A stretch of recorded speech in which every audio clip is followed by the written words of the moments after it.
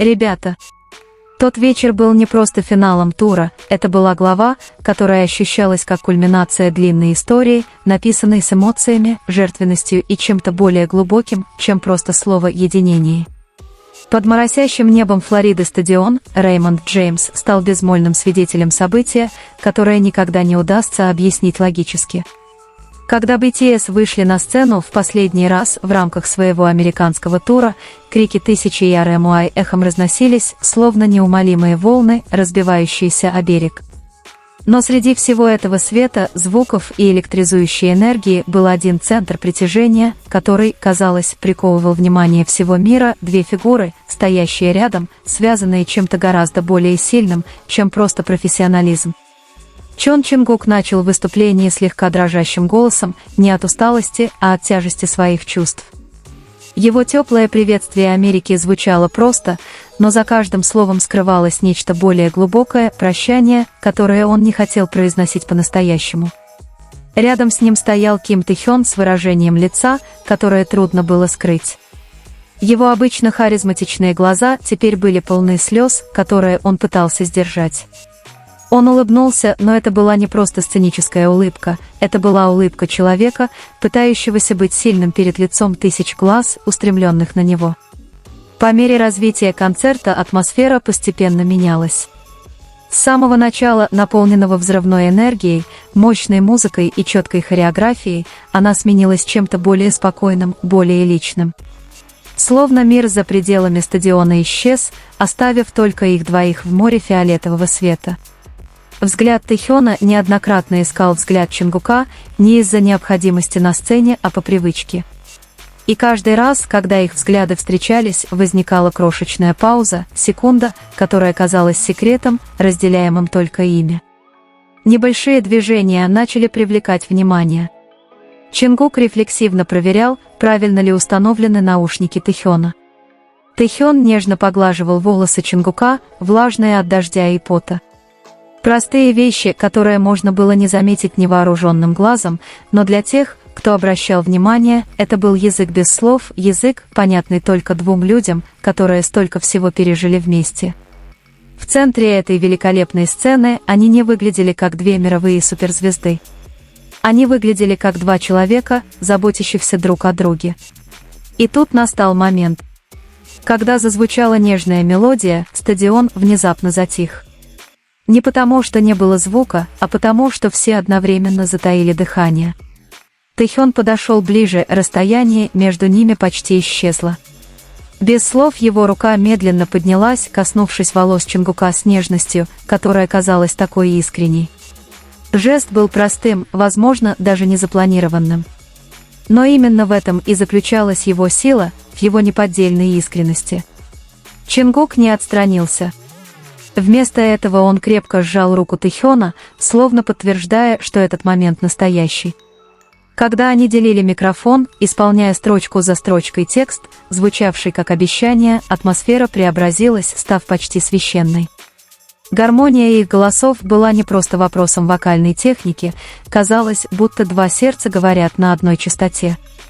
Не было неловкости. Не было колебаний. Только такое глубокое чувство комфорта, которое трудно описать. В Magic Shop граница между сценой и реальностью полностью стерлась. Тэхён обнял Чонгука, притянув его к себе в объятия, которое длилось дольше, чем следовало. Чонгук, не колеблясь, положил голову ему на плечо, на мгновение закрыв глаза. Время словно остановилось. Не было никакой хореографии. Никакого сценария. Просто два человека, решившие остаться в моменте, даже когда мир вокруг них продолжал двигаться. Тихий шепот, запечатленный на камеру, Тэхён что-то сказал Чонгуку на ухо. Никто точно не знал, что он сказал. Но реакция Чонгука, тихий смех, покрасневшая щека и нежный взгляд заставила тысячи людей гадать. Что бы это ни было, это явно было нечто большее, чем просто слово. Фейерверки начали освещать небо Флориды, отражаясь от их лиц. В красочных вспышках они смотрели друг на друга так, что это было трудно игнорировать. Тэхён с выражением глубокой гордости, словно видел в нем нечто большее, чем просто коллегу по группе. Чингук с преданным взглядом, словно мир мог рухнуть, пока человек перед ним остается на месте. Небольшие взаимодействия продолжались, они делились водой, чинили друг другу одежду и тихонько смеялись, и только они понимали друг друга. Все это создавало историю, которая никогда не была произнесена вслух, но казалась такой реальной. И когда Тэхён наконец не смог сдержать слез во время своей заключительной речи, Чингук, не колеблясь, шагнул вперед и вытер их большим пальцем. Спонтанно, нежно, искренне. Толпа разразилась ликованием, но среди этого рева воцарилась еще более сильная эмоциональная тишина. Потому что все понимали, они были свидетелями чего-то большего, чем просто концерт. Когда они в последний раз обошли стадион, их руки были переплетены. Улыбки остались, но в их глазах читалась гораздо более сложная история. Счастье, усталость, благодарность и, возможно, что-то за пределами слов. Они медленно отошли от центра сцены, но остаточная аура становилась еще сильнее, словно каждый сантиметр стадиона все еще хранил эхо присутствия двух фигур, которые только что создали незабываемый момент. Закулисный коридор, обычно наполненный суетой и шумом съемочной группы, теперь казался другим, более тихим, более эмоциональным. Приглушенный свет отражал их тени, когда они шли бок о бок, почти не разговаривая, словно слова больше не были нужны, чтобы описать их чувства. За большим занавесом, отделявшим основную площадку, все еще едва слышно доносились крики ликования, но они на мгновение замерли, глядя друг на друга в долгом молчании. Неровное дыхание стало единственным слышимым ритмом, и в этот момент вся усталость от долгой поездки, казалось, исчезла, а чувство облегчения постепенно настигло их, создав интимное эмоциональное пространство, несмотря на окружающую их толпу. Тэхён медленно откинулся на стену, позволяя себе погрузиться в тишину, которую он редко испытывал во время тура. Тем временем Чингук стоял неподалеку, наблюдая за ним с необъяснимым взглядом, словно пытаясь убедиться, что с фигурой перед ним все в порядке, не только физически, но и эмоционально, скрываясь за сценической улыбкой. Не было долгого разговора, лишь небольшой жест, который говорил громче любого звука. Чингук подошел, без колебаний взяв Тэхёна за руку, держа ее с мягким, спокойным прикосновением, словно желая показать, что все, через что они прошли, не было напрасным, что каждый трудный шаг всегда заканчивался тем, что они стояли вместе. В углу комнаты несколько сотрудников наблюдали за происходящим с легкими улыбками, понимая, что не могут прервать этот момент.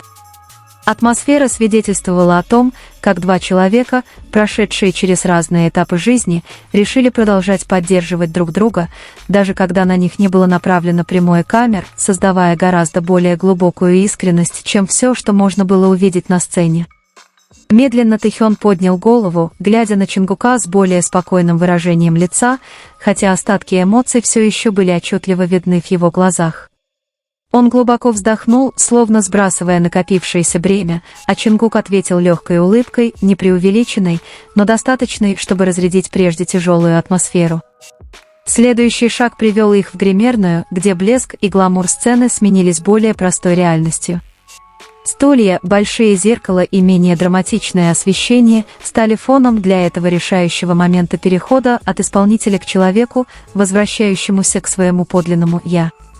Тэхён медленно сел, позволяя себе по-настоящему почувствовать усталость, подавленную адреналином. Чингук взял полотенце и без слов протянул его ему, небольшой акт заботы, ставший привычным, а не обязательным, создавший ощущение неподдельного комфорта. Тишина вернулась, но на этот раз она была теплее, не пустой, а пространством для дыхания, для осмысления всего, что только что произошло, для принятия того факта, что важная глава была написана таким прекрасным и изнурительным образом. Издалека можно было услышать, как другие участники разговаривают, смеются, празднуют успех вечера, но в том углу комнаты мир словно сузился до двух человек, которые решили насладиться моментом по-другому, тише, глубже, более лично, без необходимости быть в центре внимания. Чингук наконец сел рядом с Тэхёном, расстояние между ними почти исчезло, создавая близость, которая казалась естественной. Он на мгновение опустил голову, а затем тихонько рассмеялся, не от чего-то смешного, а от смеси облегчения и недоверия к тому, что все закончилось. Время тянулось незаметно, пока наконец им не пришлось полностью покинуть место выступления. Они начали переодеваться, грим постепенно смывался, возвращая своим лицам более естественный вид, более близкий к тому, кем они были на самом деле вне поля зрения публики.